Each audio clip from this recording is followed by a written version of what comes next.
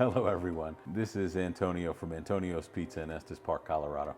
Coming to you today because we're going to start a YouTube channel that will teach people all about pizza, how it works, the chemistry, the science behind, and how to make it better. And you might ask, why am I qualified to be this guy and to have a channel about this? And what I can tell you is that I started this pizzeria 8 years ago professionally. Prior to that, I started making pizza at home. What I found was that my dogged pursuit of pizza led me to proficiency. What does that mean? That means in the last 8 years that this pizzeria has made almost 500,000 pizzas. It's a lot of pizza. And we've taught many, been taught by many. I've sought out the best in the industry. Tony Geminani is my mentor. John Arena is also another mentor. So I've had really the greatest guys that you could look up to in the industry as my mentors. They've taught me, I've taught others, and I've promised them that I will carry on their legacies by paying it forward. So that's what I'm going to do with this channel.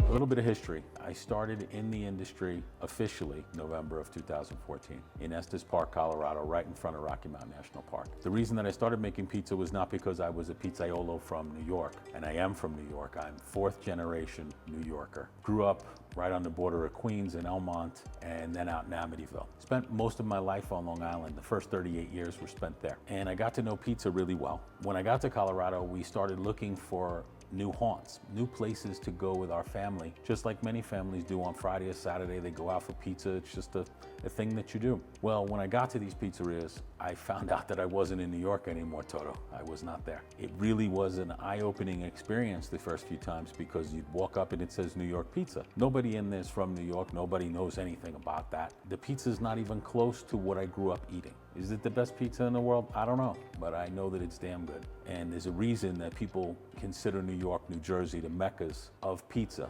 Now, obviously, since then, pizza has grown to be something tremendous. It's all over the world. It's probably the most sought after food in the world that people don't make at home. And now, with the proliferation of all these different types of ovens, people are making it at home. So it's really interesting how it's evolved during my lifetime. When I got here, couldn't find any pizza. Went to many places. I won't name names, but there is one that I really did enjoy, and that was Borriello Brothers in Colorado Springs. Now, you have to understand that if you're from Long Island, you know certain places. Gino's in Elmont, King Umberto in Elmont. In Amityville, you had Mike's Pizza. In Copeg, you had Mama's Pizza. These were meccas. People went to these places their entire lives. You know, most of them have been around since the 60s and 70s, some even earlier than that. So these are really well-proven places that put out a consistently excellent product. And those are what I looked up to. That's the taste that I came to Colorado with in my mind. And I was taught by a guy, he said, Anthony, when you think of pizza, the taste that's in your mind is my pizza, because you've been eating it your whole life. So everything is measured by that pizza. And he was right.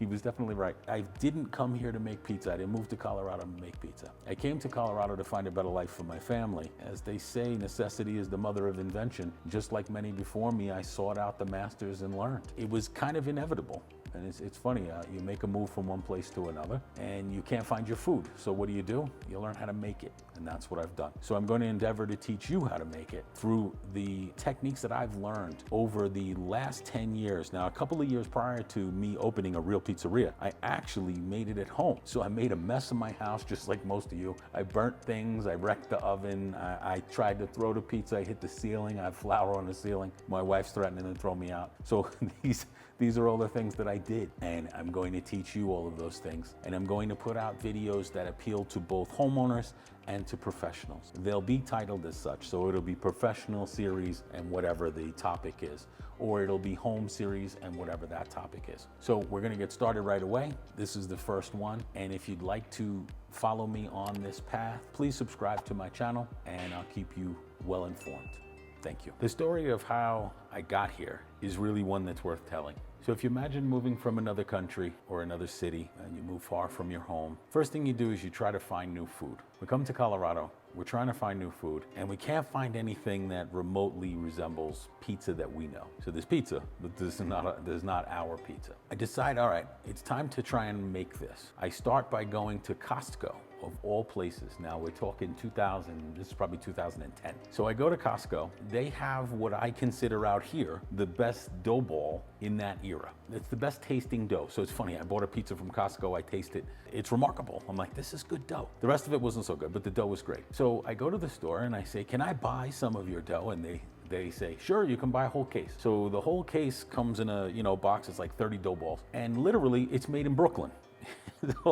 That's why it tasted good. I get this box of dough balls and I start making pizza in my house. And it's terrible. It really is terrible. The only thing good about it is the dough. I don't wait long enough. I'm not patient at that time. I just want some good pizza. And I didn't have the sauce recipe at that point. I had a sauce recipe, but not the sauce recipe. I had cheese that I bought in the store. I think I went to Restaurant Depot or someplace like that. So let's just say that it was okay. Fast forward, I keep trying and keep trying. It's getting a little bit better each time. And then I decide I'm gonna go back to New York. So I go back to New York and I stop in one of my favorite pizzerias and I talk to the owner, a guy named Tommy. Every week since 1979, I was in that pizzeria. I say, Tommy, I need some help. What's going on? I'm trying to make pizza at home because the pizza out in Colorado isn't up to my standards and I really need to learn how to make this. And then he asked me, you coming back to New York? And because in New York, nobody tells you their secrets. They're not gonna tell you anything. They'll ask you questions about what you're doing. You tell them, and then they'll give you a little nugget, like Miyagi, go wax on, wax off, whatever. It really was kind of funny. So each year I would go back to New York and he would tell me something and I would go back and I would try what he told me. Each year it got a little bit better. Mind you now, it's like 2012, going into 13, and I own a coffee shop. I built a coffee shop. Well, in that coffee shop, I had lots of free time because it wasn't all that successful. I decided, all right, I'm gonna figure out how to make pizza. Well, there was a pizzeria right next door. It was called Cheesy Lee's. And it was literally right next door. They made Missouri style pizza, which is a lot like a Chicago pie, cut into a lot of pieces with the sauce all the way out to the edge and really thin. It was a taste I had never had before. I didn't really know what I was eating. So it was good. I had something good next door. And here I am trying to make New York pizza, not knowing what I'm doing. And I start looking up videos. How am I gonna learn how to make this? So I keep trying. The very first vessel that I warmed up my sauce in to start to cook it and taste it was a rice cooker. And then I bought this like Holly Hobby oven from a Chinese food restaurant that had both microwave and convection oven. A pan wouldn't fit in it, so I had to bend the pan to fit in there. And then, of course, there's no pizza stone this size, so I had to get one and cut it and put the pizza stone in there. So trial and error, I'm making pizza bagels, I'm buying bagels, making, putting my sauce and cheese on it and selling them, and people love it. We get to a point where we're selling more pizza than coffee out of a coffee shop in Estes Park, Colorado. The name of the place was called Summit View Coffee. You can look it up, you'll find pictures of it online. And it became what was like the 4th drive-through pizzeria in about 2018, but I don't want to get ahead of myself there. So the pizza's getting better and better. It's to the point where I really am enjoying it, and I'm driving my family nuts with it. Taste this, you gotta taste it. Well, they all taste this, and everybody loves it, thank God. My neighbor's screaming out the door, I love you, Anthony, because I finally got the pizza right, and I think she was from Utica or Syracuse, I can't remember which. So my neighbor loves it, who's from New York. My other neighbor across the street, also a New Yorker, says, wow, this is phenomenal. It really culminated at one moment where a Jewish guy and an Italian guy, just like the old story, in the back of the wives, they're in their 70s, I'll say, we've been over here in Estes Park for a week, and this is the best food we had, and it came out of a coffee shop. So really funny how these guys really got me, and they said, no, seriously, we're telling you, you need to open a pizzeria. Well, right about that time, the floods come. We have like a 1,000-year flood, wipes out the whole damn place. 60% of one road's gone, 40% of the other road's gone. You couldn't get in and out but one way. And the only pizzeria in town that had a wood-fired oven sadly went out of business. It sat for like a year, and a story about that. So they had opened up this pizzeria, and what was it called? Picnic in the Park, and it was a pizzeria on the other side of town. They built this beautiful wood-fired oven in the corner of the building. And I walked in, I'll never forget this. I might not be here today if this went the wrong way. I walk in, they're making pizza, they're getting ready to open, they're having trouble opening because they messed up something on their hood. I say, I'm so excited to have some good pizza. Now, mind you, I wasn't at the point where I was gonna open the pizzeria yet. I was getting there. But they said to me, hey, we'll make you a pizza. So they make me a pizza. They're not open yet. So we just kind of share it at the counter. They didn't charge me, nothing like that. And the pizza was I say to them, do you have a blender? They say, yeah. I say, let me make a pizza for you. Let me make my sauce with your ingredients. And it turned out they had all the right stuff. They had great San Marzano tomatoes, they had the right flour, everything. Just the proportions were off. Had they figured out the recipe, they would have had a winner, but they didn't. So I'm done with it. I make the pizza, and the two owners eat it, and they mutter, "Oh my God." They can't believe how good it is. Now, this is in a wood-fired oven, mind you. It never tasted that good out of my little oven, but it was incredible. And they both said, "Oh, this is incredible." So I said, "Do you want the recipe?" They said no. So had they said yes, I might not have been here, because I was just gonna give them the recipe that I had for making sauce, because I thought, oh, I'll share this with them. It'll help them be successful. I'll be successful. I didn't care. I'm never worried about competition. That's not a thing. It's gonna come, it's gonna go. It doesn't matter. We've outlasted most of the town at this point. Floods come, that pizzeria goes out of business, sits vacant for like a year. And finally I get a call saying, "Hey, would you like this building? We'll give it to you for like $11,000 for the year." I'm like, all right, that's worth trying. 11 grand for the first year. It's owned by 2 attorneys. They give me what they consider a sweetheart deal. Now, I know nothing about owning a restaurant. I've never owned a restaurant per se. They got a wood-fired oven. I don't know nothing about wood-fired ovens. So essentially I spend like 24 hours straight there, several days. This is well prior to opening. I'm just sitting there trying to figure out, how the hell does this thing work? I'm putting the fire over here, the fire over here, on 2 sides, only in the back, on both sides. I figured out how the thing works. It took me a while. I can't tell you how many pies I wrecked in that oven trying to become good at it. And it really was, difficult. There's no one who can tell you that a wood-fired oven is easy. It's easy 5,000 pies or 20,000 pies in. It's not easy when you're trying to learn and it's 900 degrees in there, or 800 degrees.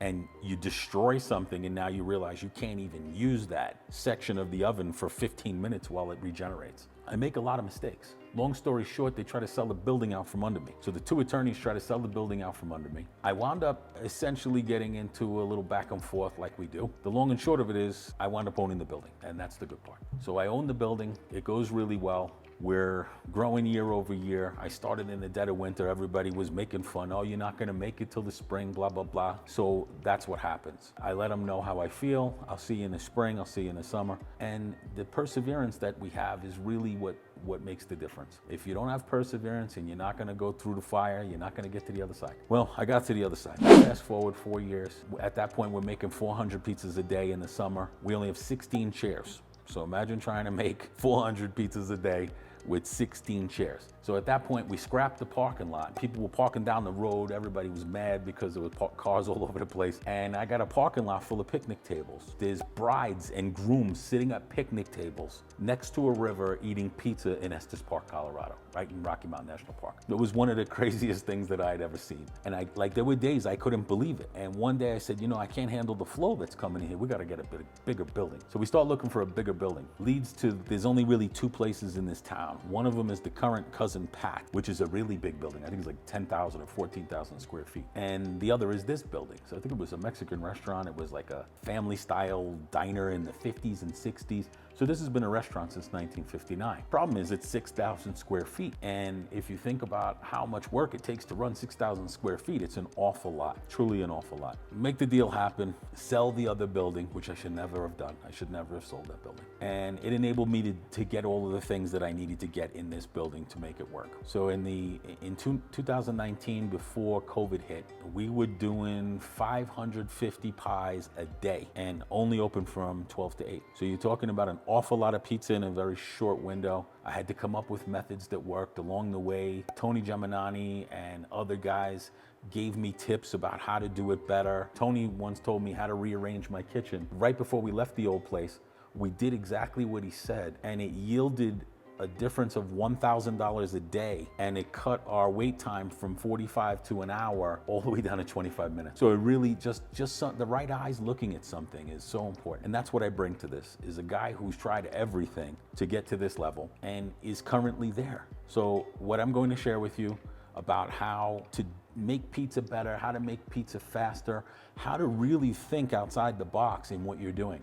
Because what I learned was, guys who've been in the industry forever say, it works, don't fix something that's not broken. That's not how you get to the next level. By changing lots of things, which I'm going to demo in these videos, I was able to get to the next level. And my plan is to help others get to the next level. Whether it be as simple as you just want to learn how to make dough or sauce, to you have a big pizzeria, but it's organized incorrectly, or it's laid out incorrectly and it's not flowing, so you're hitting bottlenecks, or your oven's not right. And by the way, I'm on my 7th oven now. So I've gone through little peerless oven up to Baker's Pride's Y602 wood-fired oven. I had a smaller Baker's Pride, and now I have 2 Pizza Masters, which combined can hold 32 18-inch pies. Not many people can hold 32 18-inch pies in their oven. So that's huge. Actually, it's 40. Oh my God, 40 pizzas. We can make 40 18-inch pizzas at the same time. That's a lot of pizza. So my plan is to help you get ahead in what you're doing, whatever it is that you're interested in. So if you have questions, put them down in the comments section, and I'll answer as many of them as I can. And I imagine, just like every other channel, it's gonna get to the point where there are 2,000 questions below, so it's gonna be hard. I'm not sure exactly how we'll work that out. Maybe I'll create a frequently asked questions page and put the questions there with the answers, so you can just scan the whole page. But thank you very much for watching this. It's really been an interesting journey, and it's still going. And in 2021, I was named to the World Pizza Champions team. So there's just so much out there for the people who really keep at it, do good things, take care of their employees, their customers. It's not that hard. So follow along and I'll show you.